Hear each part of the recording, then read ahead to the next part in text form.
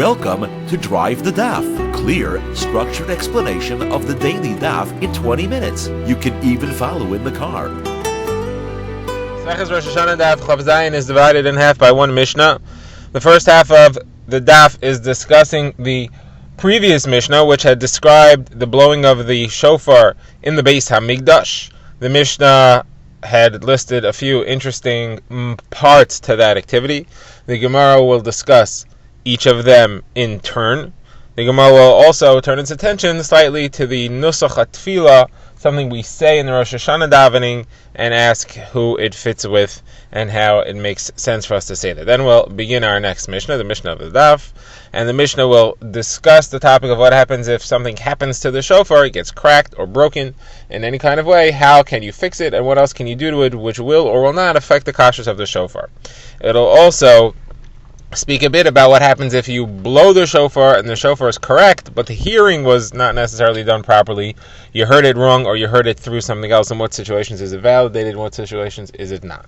So let's begin. The Gemara is discussing our previous Mishnah where it said that the shofar that was blown in the Beis Hamikdash was plated with gold in the place of the mouth. So the Gemara asks, that can't be.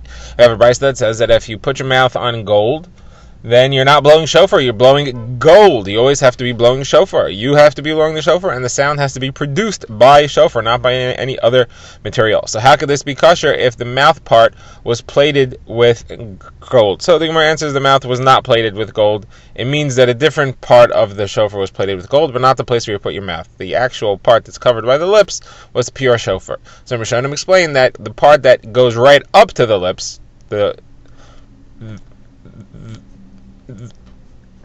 band around the shofar just past the lips, that's where the gold plate was. So when the blower has the shofar in his mouth, it seems as if he's blowing a golden shofar, because right up to his lips you only see the gold. Okay, the next thing in the Mishnah was that the shofar in the Beis Hamikdash was blown with two trumpets flanking it on each side, and the shofar itself blew longer than the trumpets, as they all started at the same time, and the shofar blew longer. So the Gemara wants to know, why did the shofar blow longer?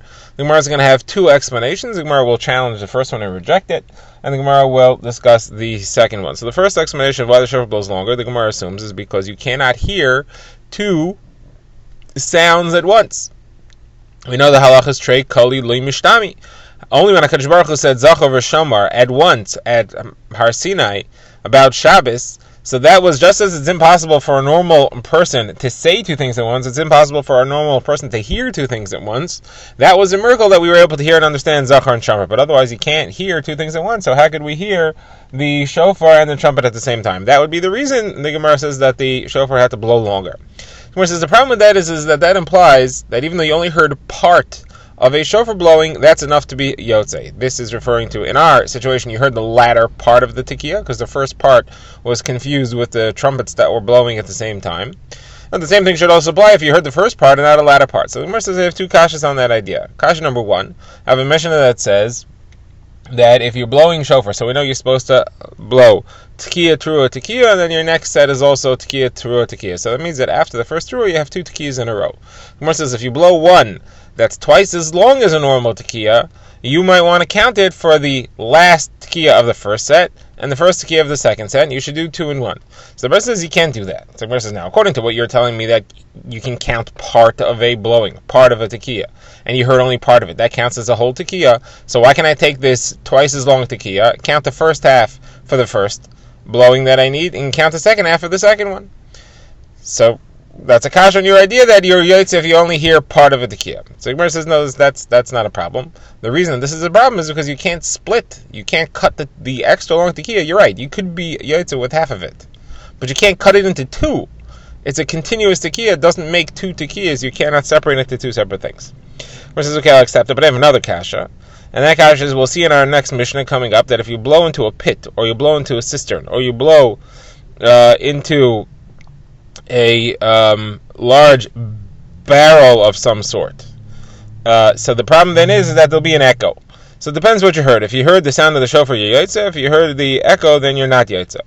And if you heard the echo, so let's assume that's what you're hearing, and you're not yotze. So the problem is that you have to be hearing the original sound of the shofar before the echo, because the echo is only a response. It's only a reverberation of the original sound of the shofar. So even though the the latter part of the Tekiyah shofar, you're hearing the echo, and that's interfering with your hearing of the main blowing, but the beginning you heard. So according to you, that you're telling me that you could be able with just part of a Tekiyah, so you should be able with the part of the Tekiyah that you heard before you began hearing the echo. So the Gemara says, therefore, we have to reject this idea. You cannot be able with part of a Tekiyah. Since you can't be able with part of a Tekiyah, the blowing of the shofar in the Beis Hamikdash, where there were trumpets blowing at the same time, is a problem. How do you understand that? Why were you allowed to do that? We know Trey Kali Mishnami, you can't listen to two things at once. So the Gemara says, like we've seen halacha elsewhere, there are exceptions to that rule. You could listen to two things at once if it's being done by two separate people. If it's being done by one person who's doing two things at once, like on Hashem said, Shamar v'Zachar, so there you cannot hear both of them without a nace. But if two different people are blowing shofar, or one's blowing shofar, one blowing trumpet, you could hear both of them as one. So he says, but that's not true, because we know the halacha is that when you have laning of the Torah, you could have one person laning and one person translating. But you can't have two people laning or two people translating, because then you can't hear them both at the same time. And there, that's two different people. So when it says you're right, that's for Kriyas HaTorah. However, we know that the halacha is that Hallel, which was read in the days of Chazal, it was read by one person and everybody listened and was Yotza. And a Megillah, the Kriya of Megillas Esther, there you could be Yotza if two people are laning at the same time. And the reason is that it's chaviv. Since it comes rarely, so it's very beloved to people and they're able to focus and concentrate and hear just one. So the same thing applies to the shofar of Rosh Hashanah. You're able to focus and concentrate and hear just one of them, even though there are two blowings happening at the same time. He says, okay, now I understand why you're Yotze. My question, though, is why then did you have to have the Tekiyah of the shofar blow longer than the trumpets? The Gemara says for a different reason, so that people understand that is the main Tekiyah, that is the main blowing, and that the trumpets are just flanking it for kavod. Okay, the Gemara now moves on to analyze the next line in the Mishnah, which said that on fast days you blew a shofar in the Beis Hamikdash that was plated with silver. Rosh Hashanah was plated with gold. The Gemara wants to know why. So the Gemara says two reasons that the one that fasts is plated with silver. One, because the function of the blowing of the shofar then is to alert people and to call them to come to shul for the service of the tainus. Anytime you're alerting the congregation, you use a silver, just like the trumpets that we blow are made out of silver. Other explanation is we wanted to make it cheaper. The Torah doesn't place unnecessary expenses on Klal Yisrael, so we said use silver. Why waste extra value on the gold?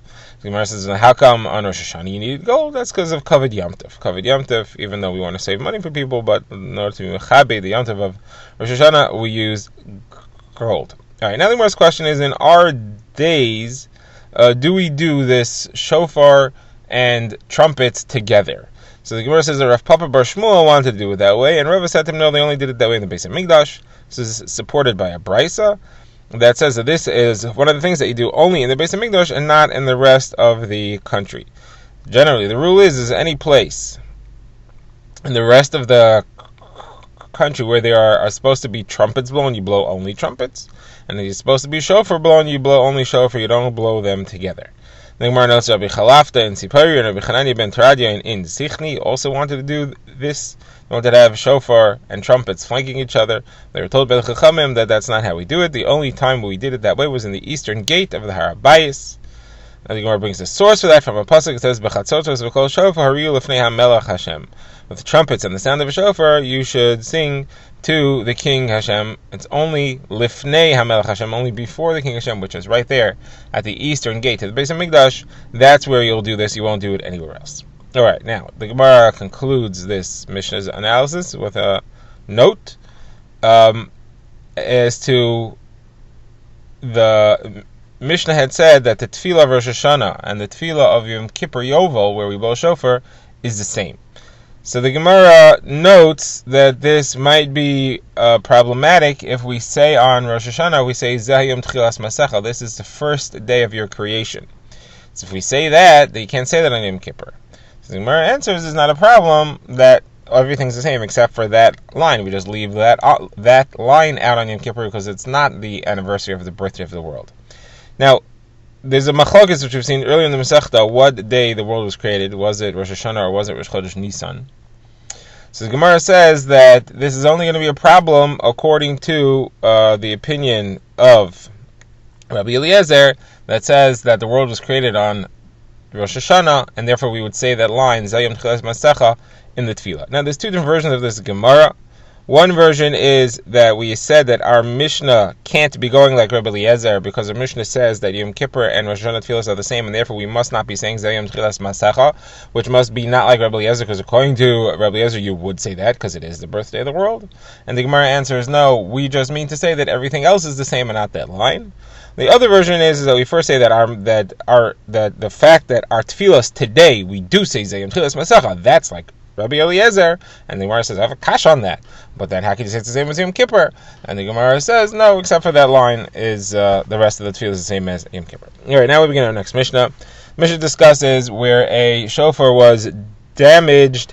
What is the halacha? It'll be followed by 4 brises, which introduce or repeat many of the halachos in the Mishnah and expand on some of them. So first, the Mishnah begins as follows: a shofar which is cracked.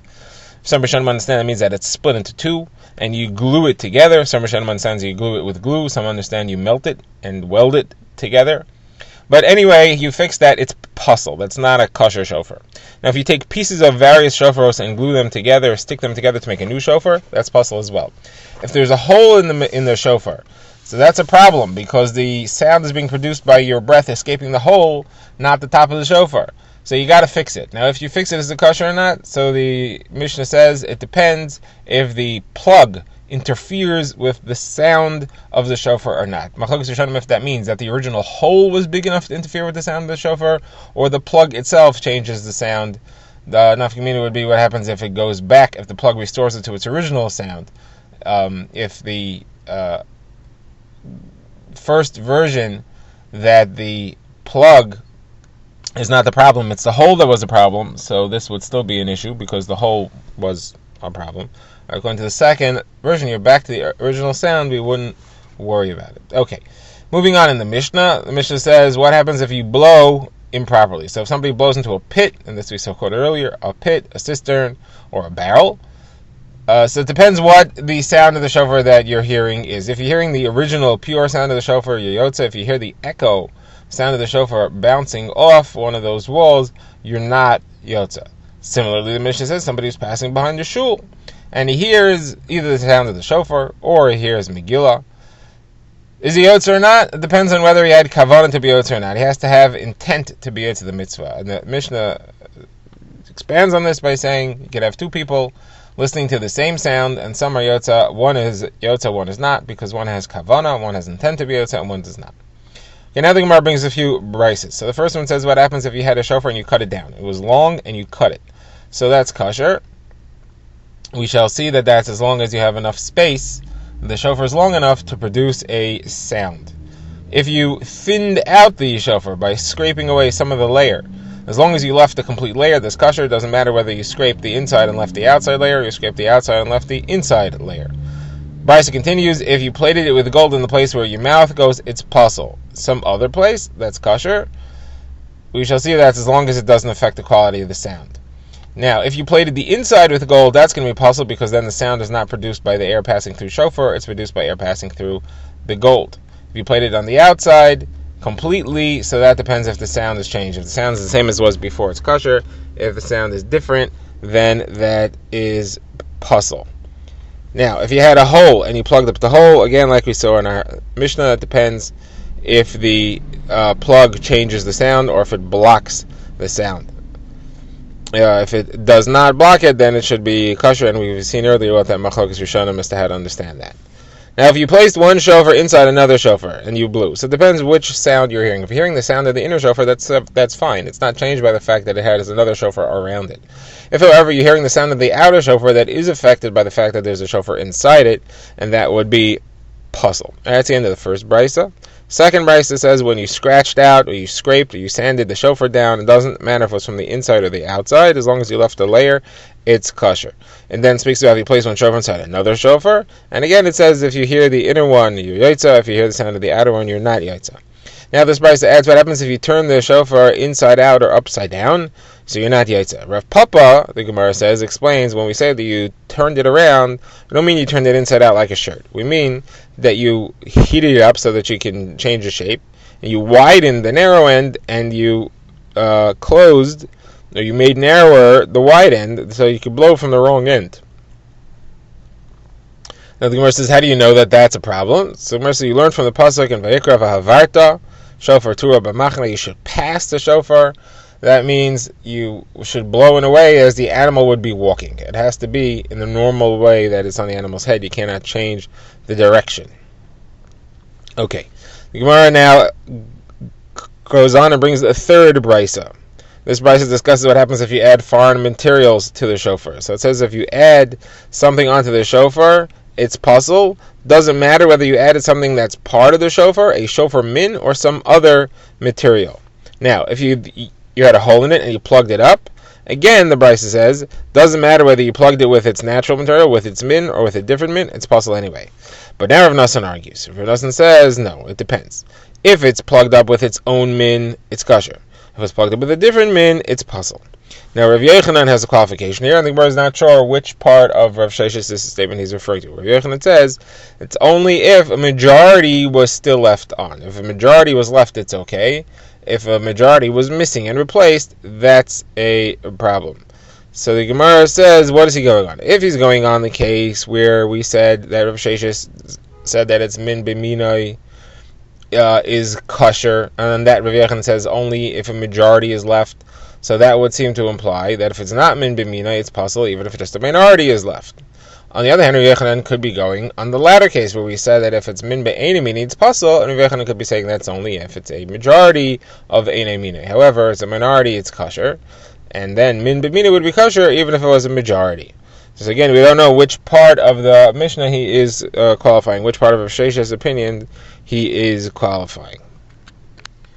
Brisa continues, if you plated it with gold, on the inside it's puzzle, again because you're blowing gold, you're not blowing shofar. If it's plated on the outside, it depends if the sound of the shofar changes based on the plating or if it remains the same as it was before. Now, if it was cracked along its length, it's puzzle. If it was cracked widthwise, it means there's a circular crack that went around the tube of the shofar. So it depends, you can ignore the part that's past the crack, because that's like it's not there. Let's view it as if it's broken off. The question is, how much is left? So you have to have a large enough piece of shofar to be able to blow. How big is that? So Gemara says slightly larger than your grip. If you grip, you wrap your hand around it, you have to have a bit of shofar sticking out on each end. Now, if the shofar has some odd sound, makes no difference. If it has a very high-pitched sound, a very low-pitched sound, or a very scratchy sound, a very grating sound, all these sounds are kosher as long as it's produced by the shofar itself. Now the Gemara quotes halacha. The Gemara says that they sent a halacha to the father of Shmuel, and they said if you drilled a hole in the shofar and you blew it, it's kosher. The Gemara says, what kind of halacha is that? You have to drill a hole in the shofar. There is no hole at the tip. You have to make one. The Gemara says, no, we didn't mean to say that you drilled a hole at the tip. What we meant to say is that normally you take out the bone that naturally occurs inside the shofar, and that's how you have the shofar. This guy didn't take out the bone, he drilled through the bone, so a lot of the bone, like he drilled out the bone, so there was a layer of the bone left on the inside of the shofar. The question is that bone a chatzitza? Is it considered like you're blowing bone and not shofar? And that's a problem. The Gemara says, no, it's not a problem because it's considered to be part of the min of the shofar, because that's how it naturally occurs on the animal's head. The Gemara now moves on to analyze the next phrase in the Mishnah. The Mishnah says somebody who blows into the bar, into a pit, or into a cistern. Depends if he hears the echo or not. So Gemara has Rav Huna qualifies this.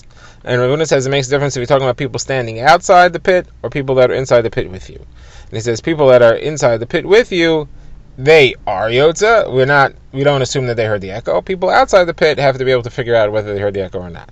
And the Gemara says this is supported by a brisa, which says that somebody who blows into a pit is Yotza. People are Yotza by hearing that. That contradicts our Mishnah, which says they're not Yotza.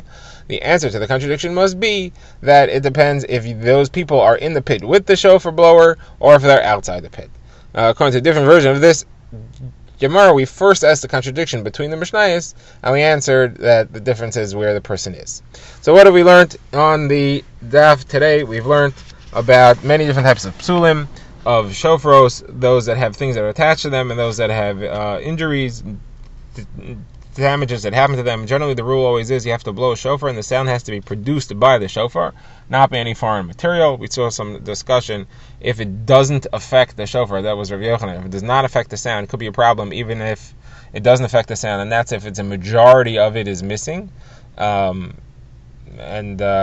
was Rav Yochanan's comment on Rav Sheshes. That would also depend if it's min b'mina. We had different versions of if it's a different min and if it's a majority. So we have three factors. Then if the sound is changed, is a problem. If it's majority, then it may make a difference if it's min b'mina, or if it's not min b'mina, it may be a problem even if it's not a majority. We saw the discussion of how shofar was blown in the Beis HaMikdash, why we need to have the shofar blow longer, either so that people understand that that's the main mitzvah, or the first version which we rejected, which was that you cannot be yotze with two sounds at the same time. We said you are, and because it's chaviv, and you cannot be yotze with a piece of a sound, you have to hear the entire sound. We also discussed the fact that we say Zayom Tchilas Masecha on Rosh Hashanah according to one opinion, and that makes the Rosh Hashanah tefillah different than Yom Kippur Yovel. Some Tanaim and Amoraim wanted to blow with trumpets, but we said we only do that in the Beis HaMikdash. Then we had the discussion of in the pit or out of the pit. It's only a problem if you're out of the pit and you hear the echo. If you're inside the pit, we can assume you hear the shofar and not the echo.